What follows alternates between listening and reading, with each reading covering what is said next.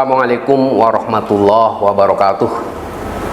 Bismillah biquatillah wa binasrillah. Alhamdulillah. Wassalatu wassalamu ala rasulillah wa ala alihi wa sahbihi wa mawalah. Amma ba'du. Qala Allah ta'ala fi kitabil karim. A'udzu billahi minasyaitonir rajim. Ya ayyuhalladzina amanu kutiba alaikumusyiyamu kama kutiba alal ladzina min qablikum la'allakum tattaqun. Shadaqallahul adzim. Kaum muslimin dan muslimat rahimakumullah. Pada bulan ini ayat yang saya sebut tadi, yaitu surat Al-Baqarah ayat 183, adalah ayat yang paling populer. Para ustadz, para penceramah, para pengkhotbah senantiasa membacakan ayat ini kepada audiens, karena memang ayat ini adalah dasar hukum dari pelaksanaan ibadah puasa, yaitu puasa di bulan Ramadan. Ayat ini sesungguhnya merupakan ayat yang menggambarkan suatu proses audisi, proses seleksi. Siapakah di antara orang-orang yang beriman dan merasa terpanggil oleh Allah Subhanahu wa Ta'ala. Oleh karena itu, ayat ini memanggil orang-orang beriman. Mengapa orang-orang beriman? Karena ada orang-orang Islam yang tidak beriman. Loh, kok bisa? Ya, karena apa? Mungkin dari rumah dia ikut sahur bersama anak istrinya, tapi setelah keluar rumah dia tidak ikut melaksanakan ibadah puasa karena kurang beriman atau bahkan tidak beriman. Dan Allah ketika menyampaikan ayat ini, menyampaikan panggilan ayat ini itu serambah uyah, artinya tidak dikhususkan di suatu tempat yang mana berada orang-orang beriman saja, tetapi di situ juga ada orang-orang kafir, orang-orang munafik, orang-orang musyrik. Sama seperti kita berada di perempatan jalan, di situ ada tukang beca, ada angkutan kota, mungkin ada Grab, ada ojek online. Kita kemudian memanggil angkutan kota, maka yang akan merasa terpanggil akan datang memenuhi panggilan kita. Kita membutuhkan angkutan kota, maka angkutan kota akan datang. Yang tidak merasa terpanggil, maka dia akan diam saja. Tapi ada juga orang yang kalau dipanggil justru lari. Ini pasti orang yang tidak benar. Demikian juga ketika Allah memanggil, hai orang-orang yang beriman, maka orang-orang beriman akan datang. Ada apa ya Allah? Orang-orang beriman akan datang memenuhi panggilan Allah. Ada apa engkau memanggilku ya Allah? Kemudian Allah berfirman, kutiba alaikumusiyam. Allah meneruskan firman-Nya, kutiba alaikumusiyam, diwajibkan atas kamu berpuasa sebagaimana diwajibkan atas orang-orang terdahulu agar kamu bertakwa. Dalam ayat ini ada 3 elemen penting sebetulnya yang dapat kita gali. Pertama adalah tadi sudah saya sebutkan, proses audisi. Mana orang beriman, mana orang yang hanya mengaku beriman, mana orang yang hanya berislam, mana orang kafir, mana orang musyrik, mana orang munafik. Orang yang beriman pasti akan datang memenuhi panggilan Allah Subhanahu wa Ta'ala. Ini yang pertama, proses audisi, seleksi untuk menentukan siapa yang beriman dan siapa yang tidak beriman. Yang kedua, ayat yang menerangkan, bagian ayat yang menerangkan bahwa puasa adalah diwajibkan kepada orang beriman sebagaimana diwajibkan kepada orang-orang terdahulu. Ini menandakan bahwa agama yang diturunkan, risalah syariat yang diturunkan Allah itu hanya satu, yaitu agama tauhid. Karena ada kesamaan ajaran, ya. Mulai dari zaman Nabi Adam sampai zaman Nabi Muhammad ila yaumil qiyamah, itu hanya ada agama yang satu yang disebut dengan agama Islam, risalah Islam, karena ada kewajiban-kewajiban yang sama. Andaikan andaikan agama itu yang diturunkan Allah itu banyak, mungkin tidak ada risalah yang sama. Jadi inilah bukti bahwa Islam itu tidak hanya diturunkan kepada umat akhir zaman, kepada Nabi Muhammad, tetapi Islam juga diturunkan kepada umat-umat yang terdahulu, kepada nabi-nabi yang terdahulu, tetapi risalahnya kemudian disempurnakan pada zaman Nabi kita Muhammad sallallahu alaihi wasallam. Kemudian elemen yang ketiga, dimensi yang ketiga adalah la'allakum tattaqun, ya, agar engkau bertakwa. Takwa ada yang mengartikan sebagai rasa takut, tetapi juga dapat didefinisikan bahwa takwa adalah al-imtisalu awamirillah wajtinabu nawahihi siron wangalaniyatan. Takwa adalah menjalankan segala perintah Allah dan meninggalkan segala larangannya, baik secara siron, secara diam-diam, atau dengan cara terang-terangan. Inilah takwa. Tetapi ulama lain mendefinisikan takwa itu sebagai berdasarkan huruf-huruf penyusunnya. Tanya tawakal, apa itu tawakal? Tawakal itu berserah diri, ya.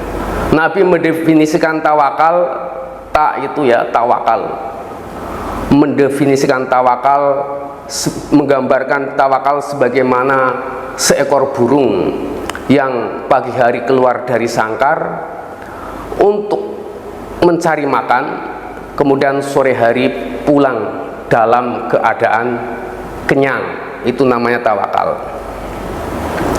Kemudian qofnya itu konangah. Konangah itu artinya apa? Menerima apa adanya yang diberikan Allah kepada kita. Itu namanya konangah. Ya, bisa dikatakan itu sediksi dengan kata syukur. Syukur, menerima apa yang diberikan Allah kepada kita, itulah qanaah atau syukur. La in sakartum la azidannakum wa la in kafartum inna adabi lasad. Jika engkau bersyukur atas nikmat Allah, akan ditambah nikmatnya, tetapi jika ingkar, maka siksa Allah sangat pedih. Takwa. Kemudian wara, ya, zuhud, ya. Zuhud itu artinya tidak cinta dunia, tapi cinta dunia itu sebenarnya sunatullah juga, ya. Tetapi yang dimaksud di sini zuhud adalah tidak cinta dunia secara berlebih-lebihan sampai kemudian melupakan Allah Subhanahu wa ta'ala. Ini yang tidak boleh adalah cinta dunia secara berlebih-lebihan, karena cinta hubud dunia ini merupakan salah satu penyakit yang menyebabkan kita lupa kepada Allah Subhanahu wa ta'ala. Nabi Sulaiman dulu ini seorang nabi, ya. Seorang nabi saja bisa saja, ya, dia pernah terlalu cinta dunia, memandangi kudanya yang bagus-bagus, ya, memandangi kuda beliau yang bagus-bagus sampai kemudian lupa kewajiban menjalankan sholat, salah satu sholat. Begitu ingat, maka disembelihlah kuda-kudanya yang bagus-bagus itu. Karena apa? Dunia itu dapat menyebabkan kita lupa akan Tuhannya. Demikian juga kita mungkin punya kendaraan motor, ya, anak-anak muda terutama nih, motor di racing, di otak-atik, di modif dan sebagainya. Tiap hari yang diurus adalah motor, mulai dari bangun tidur, kemudian beraktivitas, sampai sore yang diurus adalah motornya. Nah, tidak ada puasnya, ya, tidak ada puasnya, karena namanya dunia itu seperti meminum air laut. Bukannya haus itu hilang, tetapi semakin kita banyak minum air laut, maka kita akan semakin kehausan dan akhirnya mungkin kita akan tenggelam. Demikian juga kita kepada dunia. Terlalu cinta kepada dunia bisa menyebabkan kita lupa kepada Allah Subhanahu wa ta'ala. Satu kisah misalnya, Karena kita terlalu cinta kepada dunia, serakah terhadap dunia, maka itu akan membinasakan kita. Qarun misalnya, Qarun akhirnya dibinasakan oleh Allah. Banyak iktibar pelajaran dari peristiwa-peristiwa umat-umat terdahulu yang dapat kita ambil. Bagaimana orang yang hedonis, serakah, ya, mementingkan kepentingan dunianya, maka dia akan binasa, akan sengsara hidupnya. Kisah seorang yang berjalan bersama dengan Nabi Isa alaihissalam, akhirnya pun binasa karena menganggap bahwa apa yang ada pada diri Nabi adalah miliknya. Kemudian dia akhirnya jatuh ke tangan perampok dan binasa pula akhirnya seperti itu. Karena apa? Karena terlalu cinta kepada dunia. Kisah Nabi Isa dan seseorang yang berjalan dengannya, ya. Nabi Isa pada suatu saat menemukan sebongkah emas. Orang itu kemudian mengatakan bahwa bongkahan emas itu adalah miliknya. Kemudian Nabi Isa meninggalkan orang tersebut. Lalu datanglah 3 orang perampok merampok orang yang punya emas tadi. Orang yang punya emas tadi dirampok, dibunuh. Kemudian emas yang sebesar kepala kerbau itu jatuh ke tangan 3 orang perampok. Kemudian berbagi tugaslah 3 orang perampok itu. Yang 1 orang diperintahkan untuk membeli makan, kemudian yang 2 orang menunggu emas tadi. Ketika perampok yang 1 sedang membeli makanan, maka 2 orang perampok ini kemudian merencanakan, nanti kalau teman kita pulang bawa makanan, kita bunuh. Ini 2 orang perampok seperti itu.